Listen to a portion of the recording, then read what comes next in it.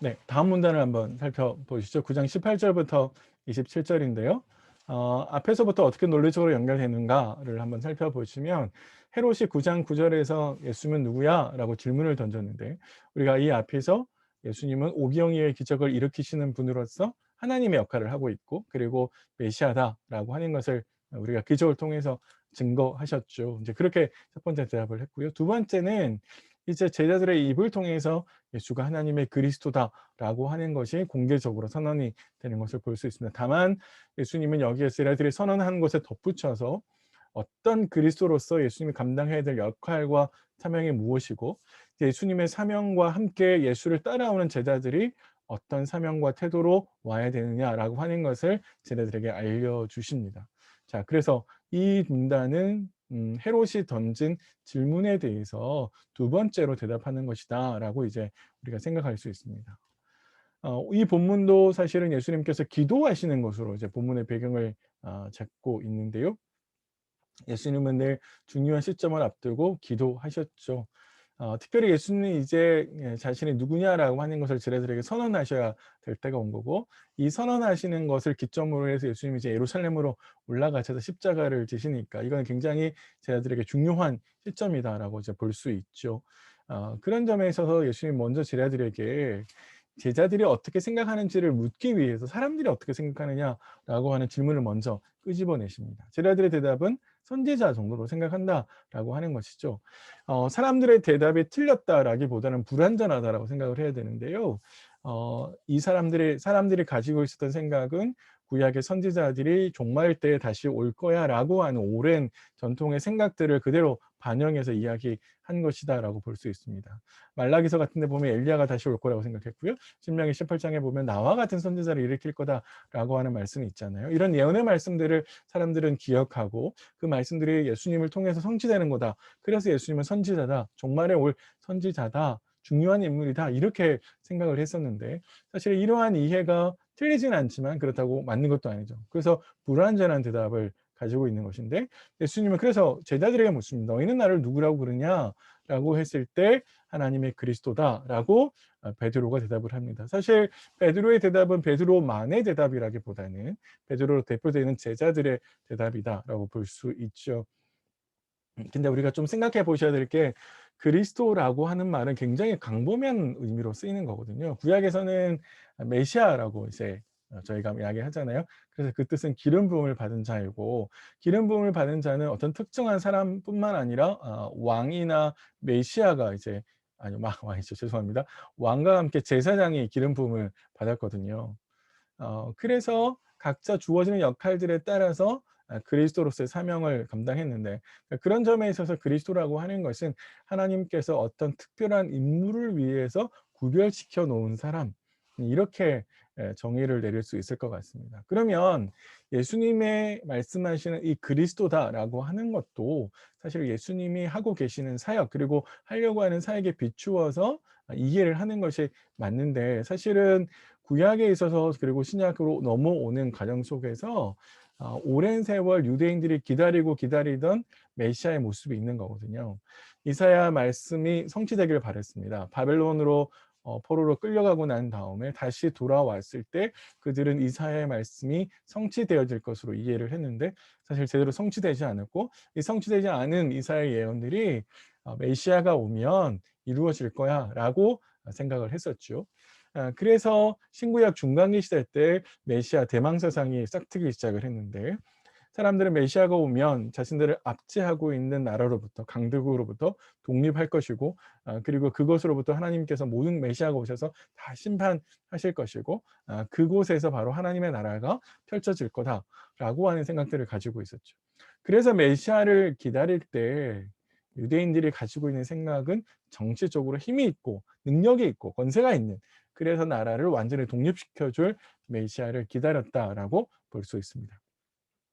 그런 점에 있어서 예수님은 베드로가 "하나님의 그리스도예요."라고 이야기를 하고 난 다음에 곧바로 함구하라고 "그거 아무한테도 이야기하지 마."라고 이야기를 하셨는데 그 이유가 두 가지적인 차원에서 생각해 볼 수 있습니다. 첫 번째는 이렇게 생각하고 있는 사람들이 예수님을 메시아다라고 하면 예수님에게 자신이 그동안 꿈꾸어오고 소망했던 것을 어떻게 할까요?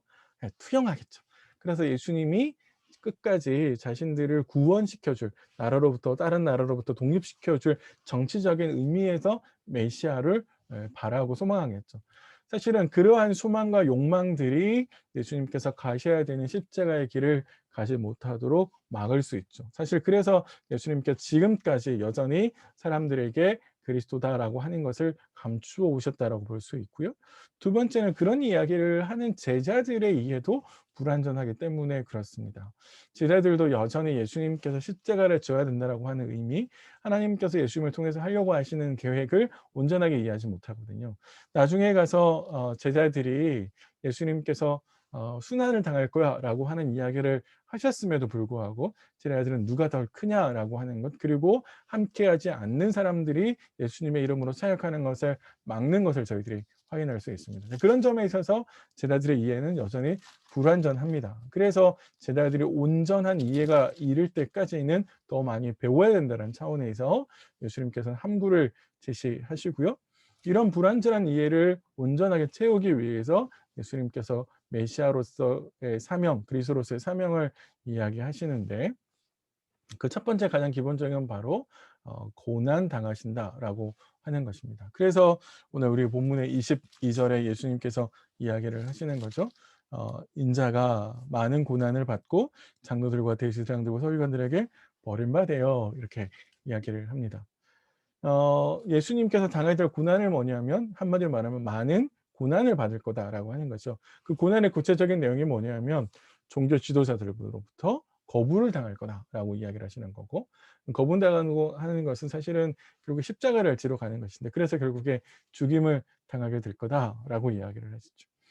그래서 예수님께서 그런 순환을 먼저 겪으셔야 되는 것이고, 그런 순환을 겪고 난 다음에 사실 다시 살아날 거에 대해서 기대를 하시는 겁니다. 재미있는 거는 거부당하는 것도 수동태로 되어 있고요. 죽임을 당하는 것도 수동태로 되어 있고, 다시 살아나는 것도 수동태로 되어 있습니다. 하나님께서 다시 살리시는 거죠.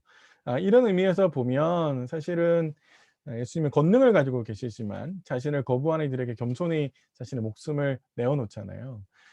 그러니까 사실 사람들이 기대하고 바라고 있는 방식과 예수님께서 가셔야 되는 메시아의 길은 다르죠. 그리고 사람들이 자신을 구원하려고 하는 그 욕망과 하나님이 예수님을 통해서 우리를 구원하려고 하는 그 범위와 카테고리는 다른 것이죠. 자, 그래서 예수님께서 함구를 제시하시고 함구를 제시한 이후에 제자들에게 인식시켜 주는 것이죠. 그런 점에 있어서 예수님은 참 대단하신 거죠. 자신이 가지고 있는 능력과 권위를 다 내려놓으시고 하나님이심에도 불구하고 사람이 되었고 자신을 거부하는 인간들을 위해서 십자가를 지러 가시는 것이죠. 사실 이것이 진짜 예수님이 가지고 계신 사랑의 힘이고 능력의 힘이고, 그래서 하나님께서 그 누구도 아닌 아들에게 메시아로서의 그리스도로서의 사명을 맡기시는 게 아닐까, 그렇게 생각해 볼 수 있겠습니다. 자, 그런데 예수님께서 그렇게 메시아의 순환을 이야기하고 난 다음에 곧바로 이어서 제자들이 감당해야 될 것들을 이야기하시는데요. 왜 갑자기 예수님의 순환과 함께 제자들의 순환을 이야기하지?라고 생각해 보시면 제자들은 예수를 따라다니는 사람이잖아요. 그런 점에 있어서 예수가 가는 길을 제자들도 가야 되고, 그래서 예수의 순환과 제자들의 순환이 연결되어 있는 것이죠.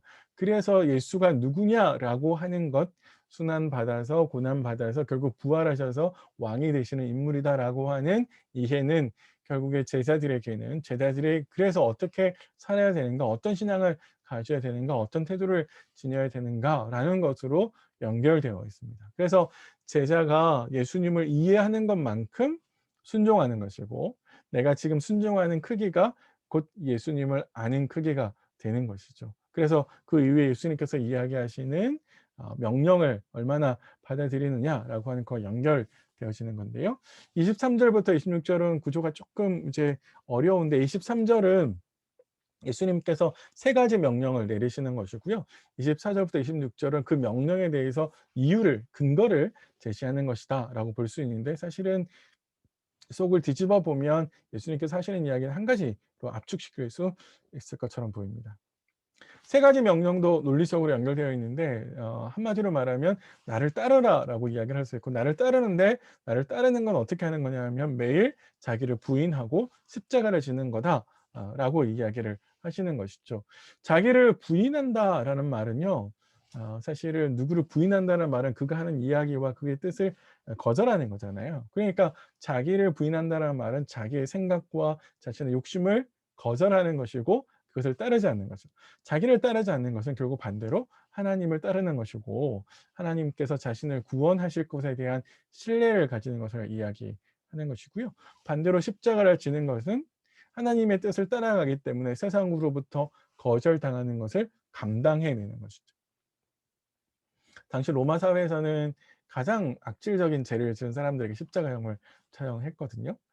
그런 점에 있어서 제자가 하나님의 뜻을 따라가서 세상으로부터 버림받아야하고, 예수님이 세상으로부터 버림받아 것처럼 제자들도 그렇게 버림당하는 것을, 그 길을 가는 것을 십자가를 짓는 거다라고 이야기를 했고, 결국 그래서 그 방식을 되풀이함으로써 나를 따라가는, 주님을 따라가는 것이라고 볼 수 있습니다. 주님께 철저하게 순종하는 것이고, 주님이 그렇게 하셨던 것처럼 거부당하는 일에 동참하는 거다라고 볼 수 있습니다.